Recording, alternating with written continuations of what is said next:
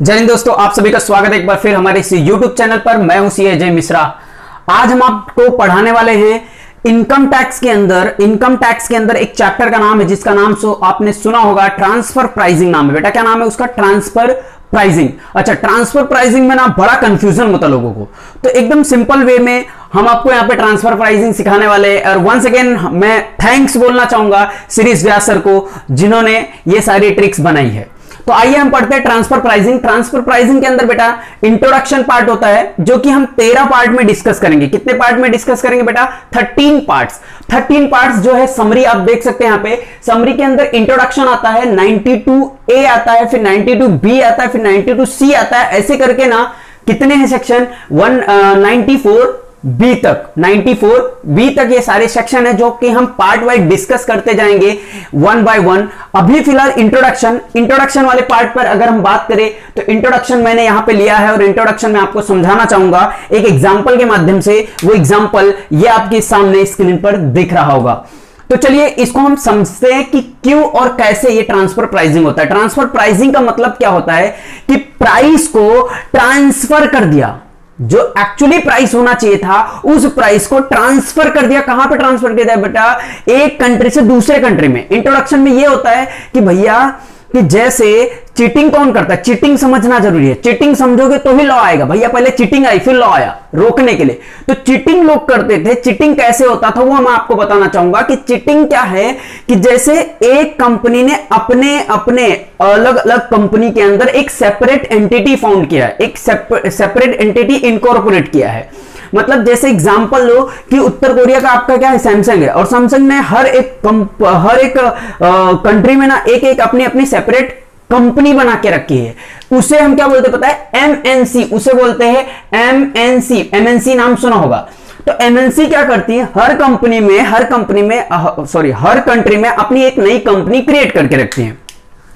उसमें ना वो उस कंपनी में क्यों क्रिएट करती है, उसका चीटिंग कैसे करते हैं, वो हम पढ़ेंगे एग्जांपल के माध्यम से। आइए पढ़ते हैं। मान लो एक फॉरेन कंपनी है, उसमें जो टैक्स रेट है बेटा कितना परसेंट है? वो 10% है। आप देख रहे होगे 10% है। और जो इंडिया में टैक्स रेट है मान लो ऑन एन एवरेज 30% है। ऑन एन एवरेज कितना परसेंट है बेटा? 30% है। अब ये क्या करती हैं कि इंडिया वाला जो सेल अगर बढ़ेगा तो इंडिया में ज्यादा टैक्स भरना पड़ेगा क्योंकि प्रॉफिट भी बढ़ेगा, और प्रॉफिट बढ़ेगा तो टैक्स ज्यादा भरना पड़ेगा। वही अगर सेल ट्रांसफर कर दे कहां पे?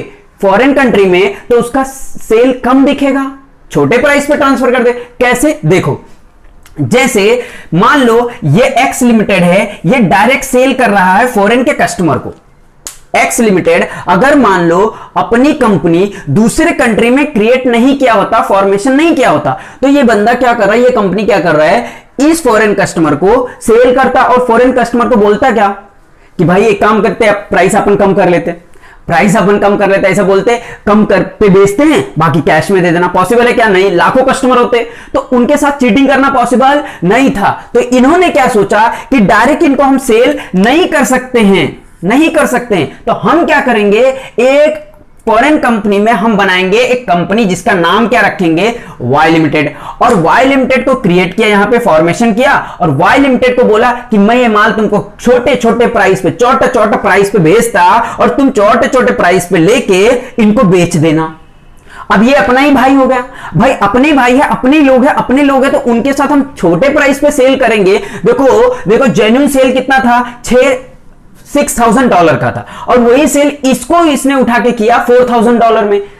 भाई अपना ही कंपनी है तो चाहे पैसा लो या ना लो या थोड़ा पैसा लो, प्रॉफिट तो अपने ही घर में जा रहा है ना। ये जेब से निकाल के ये जेब में डालो तो बात तो ये है ना, अपने पास है ना। तो इन्होंने ये छोटे प्राइस में सेल किया वाई लिमिटेड को, और वाई लिमिटेड ने छोटा जिसको जैसा जेन्युइन प्राइस में बेच दिया किसको? फॉरेन कस्टमर को। प्रॉफिट किसका बढ़ा? वाई लिमिटेड में। कम इसका हो गया, इसका सेल इसके लिए परचेज है, तो इसका प्रॉफिट, वाई लिमिटेड का अगर प्रॉफिट कम हुआ तो हमें उसकी चिंता नहीं है, उसकी चिंता कोनी। क्यों? क्योंकि भैया इसका प्रॉफिट बढ़ेगा तो हमारा 10% टैक्स लगेगा। एग्जांपल के लिए मान लो 10% है, और यहां पे अगर प्रॉफिट बढ़ता तो हमें 30% भरना पड़ता टैक्स। इट मींस हमारा जो सेविंग है ना बेटा, वो कितने परसेंट से हो रहा है आपको पता है? 20% से हो रहा है। तो हमारा जो सेविंग है ना, सेविंग टैक्स में वो 20% से हो रहा है, ये एक चीटिंग है। और इस चीटिंग को रोकने के लिए क्या है, ट्रांसफर प्राइसिंग है। तो लोग क्या करते थे, यहां पे कंपनी है और एक दूसरी कंट्री में कंपनी क्रिएट करते थे, ये माल इसको बेचते हैं, ऐसा बुक में दिख रहा है, लेकिन जेन्युइन क्या है पता है, ये माल भेजते हैं, बेचते नहीं, सेंड करते, भेजते, ट्रांसफर करते, इसलिए ट्रांसफर प्राइसिंग जो था वो इसके ऊपर एप्लीकेबल होगा। अच्छा, अब इसमें क्या होता था कि अब ये इसको ट्रांसफर किया, मान लो 2 मिनट के लिए कि इनका ये कंपनी यहां पे सेपरेट नहीं था, यहां पे क्या है, ब्रांच डाल के रखे, ये मान लो ब्रांच डाल के रखे थे फॉरेन में।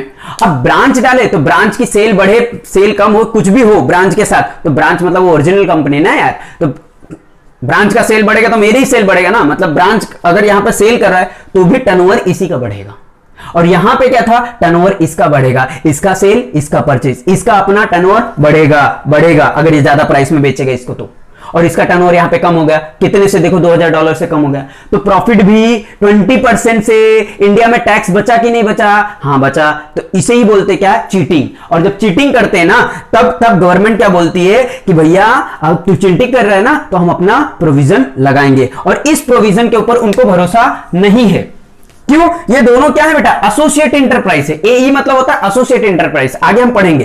तो एसोसिएट इंटरप्राइज है और ये ट्रांसफर कर रहा है, क्या कर रहा है बेटा, ऐसा चीटिंग कर रहा है। तो गवर्नमेंट बोलती है कि तुम्हारे लिए ना हम क्या निकालेंगे, आर्म लेंथ प्राइस निकालेंगे। आर्म लेंथ प्राइस, इसे बोलते हैं सच्चा सेल प्राइस। अब सच्चा सेल प्राइस निकालेगी तो बेचारा फंस जाएगा, ये बोलेगा जो तुम्हारा चीटिंग है ना वो चलेगा नहीं, तुम्हारी प्राइस पर हम भरोसा नहीं करेंगे, तुम्हारे लिए हम क्या निकालेंगे, आर्म लेंथ प्राइस, सच्चा सेल प्राइस। अच्छा, इसका जो इक्वेशन है, इसका इक्वेशन इसी सेम इसके जैसे एसोसिएट इंटरप्राइज एई प्लस, इसे क्या बोलते हैं, बोलो,